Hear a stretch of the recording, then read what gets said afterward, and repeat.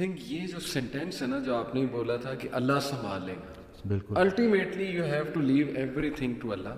اور قرآن مجید میں بھی اللہ ایون نبی صلی اللہ علیہ وسلم کہتے ہیں نا کہ تم مشورہ کرو لیکن اس کے بعد اللہ پہ توکل کرو اور چھوڑ دو, اللہ تعالیٰ اس کو سنبھال لے گا. آئی تھنک جب ہمیں یہ بلیف ہو گیا نا کہ کائنات کا نظام چلانے والا اللہ, لوگوں کے دلوں کا کنٹرول اللہ کی 2 انگلیوں کے درمیان ہے, یہ حدیث میں آتا ہے, ہر چیز ایٹم بھی موو نہیں کر سکتا اللہ کی اجازت کے بغیر. اللہ الوکیل ہے جس کا مطلب ہے ڈسپوزر آف افیئرز, تمام افیئرز اللہ نے ڈسپوز آف کرنے ہیں. جو آپ کی زندگی میں ہو رہا ہے یہ آپ توکل رکھیں, یقین رکھیں کہ وہ اللہ کی اجازت سے ہو رہا ہے, اس کا ایک مقصد ہے. بس آپ نے یہ تلاش کرنا ہے بجائے کہ اس غم کو اپنے سر پہ چڑھانے کے, جیسے آپ نے کہا you just have to find out کہ یار یہ آیا کیوں, اس کا مقصد کیا ہے, مجھے کیا سکھانا چاہ رہا ہے. اور سجدے میں جا کے بندہ رو پڑے اللہ کے آگے, اللہ سے تقویت مانگے, اللہ سے کہے کہ اللہ مجھے پرسپیکٹو دے.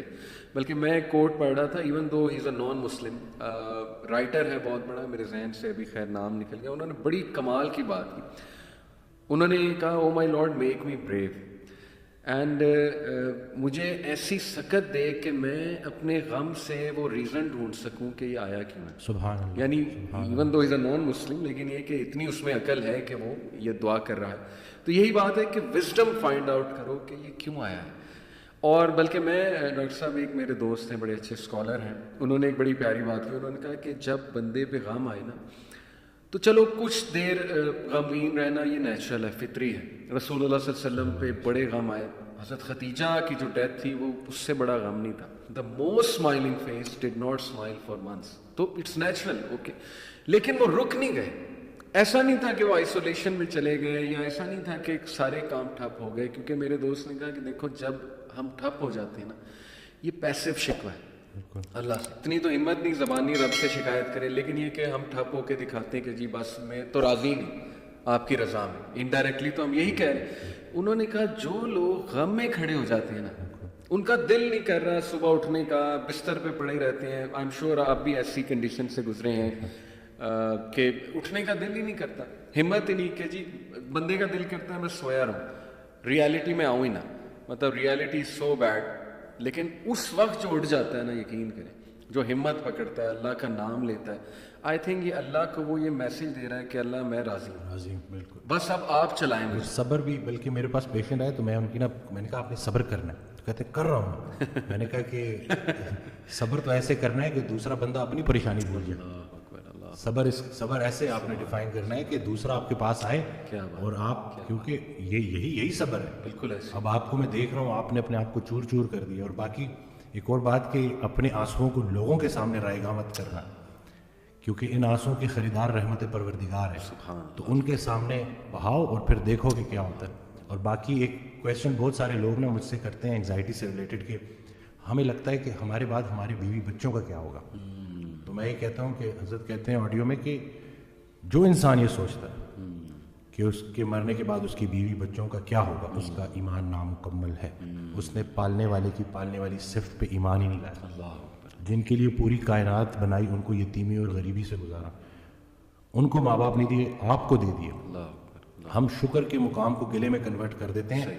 صحت بھی ہے, زندگی بھی ہے, اور کب تک ہے کوئی نہیں جانتا, اور جب تک ہے وہ کوئی چینج نہیں کر سکتا.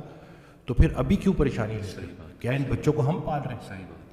کیا ہم خود کو پال رہے ہیں؟ کیا ہم اس قابل ہیں؟ بے شک. قد پہ حد کا پہرا, صحت پہ بیماری کا پہرا, اور اتنے پہروں میں پیدا کیا ہوا انسان چاہتا کیا ہے؟ آزادی. تو یہ کر کے دیکھ لیں. صحیح بات. ڈاکٹر صاحب جسٹ ٹو وائنڈ اپ, کیونکہ ہمارا یوتھ کے ریلیٹڈ کام ہے, تو آپ نے کل میری آپ سے بات ہو رہی تھی, آپ نے ایک بڑی آئی اوپننگ بات کی. آپ نے کہا کہ ہم نہ ہی مینٹلی, نہ ہی فزیکلی, نہ ہی اسپرچولی اپنی یوتھ پہ کام کر رہے ہیں, اور ہم ایک بہت کمزور جنریشن چھوڑ کر جا رہے ہیں.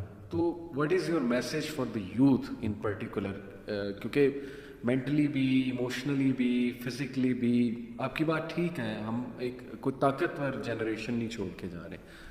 دیکھیں اصل میں بہت چیلنجنگ ہے, لیکن ان بچوں کو یہ سمجھنا ہوگا کہ ابھی چونکہ عمر ایسی ہوتی ہے. اس دن بھی ایک کوئی ہارٹ بریک ہو گیا تھا تو پراپر نہ صحیح ڈپریشن میں, تو میں نے اس کو کہا کہ ہر اس انسان کا شکریہ جس نے میری آنکھوں کو آنسو دیے, یہ آنسو مجھے اللہ کے پاس لے گئے. اس انسان کا سب سے بڑا تحفہ یہ جدائی ہے جو اللہ کے پاس لے کے جائے گی.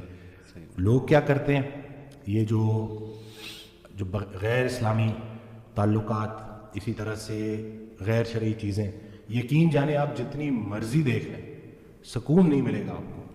اور یہی جو آپ کی گروئنگ ایج ہے نا, اس میں آپ کے ہارمونز بھی آن پوائنٹ بہترین ہے. اسی عمر میں آپ نے اسپورٹس میں انڈلج ہونا ہے, آپ نے پراپر طریقے سے ڈائٹ کا خیال رکھنا ہے, اور سب سے بڑھ کر یہی لرننگ ایج ہے, اس میں آپ نے سیکھنا ہے. اور جیسے جیسے آپ ایک قدم بڑھائیں گے اللہ کئی گنا زیادہ آپ کے قریب آتا جائے گا. اور یہ ٹرائیڈ اینڈ ٹیسٹڈ چیزیں, مجھے یہ بچپن میں سکھایا گیا تھا کہ صرف شہرت, دولت اور یہی چیزیں ہوں گی تو بس یہی سب کچھ ہے, کیونکہ ہم ادھر ادھر ہی لیکن سب کچھ ہوتے ہوئے بھی انتہائی بڑا خلا تھا جو پورا نہیں ہو رہا تھا. تو ہم تو چلیں, وہ کہتے ہیں اگر صحیح طریقے سے اللہ کے راستے پہ نہیں آتے تو اللہ گھما کے لے کے آئے. تو ہمیں تو بہت سی چیزوں سے آپ نہیں گزریں گے انشاءاللہ ان چیزوں سے. آپ کے پاس یوٹیوب پہ کانٹینٹ موجود ہے جو خالصتاً اللہ کی رضا کے لیے لوگ بنا رہے ہیں. ہمارا جو وقت تھا, دور تھا, اس میں ٹھیک ہے ہمیں شاید اس طرح سے توجہ نہیں دی گئی, لیکن اب آپ کے پاس آپشنز ہیں اور آپ پراپر طریقے سے جو صحیح دیکھیں. دنیا چلی گئی تو چلی گئی, دین چلا گیا تو پیچھے کیا رہ گیا. تو میں کہتا ہوں کہ دنیاوی تعلیم میں جتنا عبور حاصل کر سکتے ہیں کریں, لیکن اللہ کو بیچ میں رکھنا ہے. صحیح بات. اور دوسرا یہ کہ فائدہ بخش ہونا ہے لوگوں کے لیے, کہ آپ کی ذات سے لوگوں کو نفع ہو. صحیح بات. تو یہ انشاءاللہ اگلی جب جنریشن ہمیں ریپلیس کرے گی تو وہ ہم کوشش کریں گے جی انشاءاللہ. اللہ کے قریب ہونے سے آپ کو مینٹل اسٹرینتھ ملے گی, پرسپیکٹیو ملے گی. جتنے بھی عظیم کام ہیں وہ غیر عظیم زمانوں میں ہی ہوئے ہیں. غیر عظیم جہالت کے معاشرے کے ساتھ اللہ دو کام کرتا ہے, یا عذاب بھیجتا ہے یا رحمت للعالمین کو بھیجتا ہے. تو رسول اللہ صلی اللہ علیہ وسلم ہمارے دلوں میں ہے, تو جن کے دلوں میں رسول پاک صلی اللہ علیہ وسلم کی عملی محبت ہے اللہ ان پہ عذاب نہیں بھیجتا. تو نیگیٹو نہ سوچا کرے پتہ نہیں ملک کا کیا ہوگا, نہ یہ چیزیں آپ نے بگاڑی ہیں, صحیح بات, نہ آپ یہ ٹھیک کر سکتے ہیں, اللہ ہی ٹھیک کرے گا. لیکن آپ خود کو تو ٹھیک کر سکتے ہیں نا. زبردست. جس نے اپنے آپ کو پہچانا اس نے اپنے رب کو پہچانا. بے شک. تو اپنے آپ سے آپ آشنائی حاصل کر لیں اور دیکھ لیں کہ آپ کا انٹرسٹ کیا ہے. بالکل صحیح. جو بھی کام کریں انٹرسٹ سے کریں, اور اس میں حصہ لوگوں کا رکھ دیں کہ لوگوں کے کام آئے آپ, تو باقی انشاءاللہ کامیابی ہے.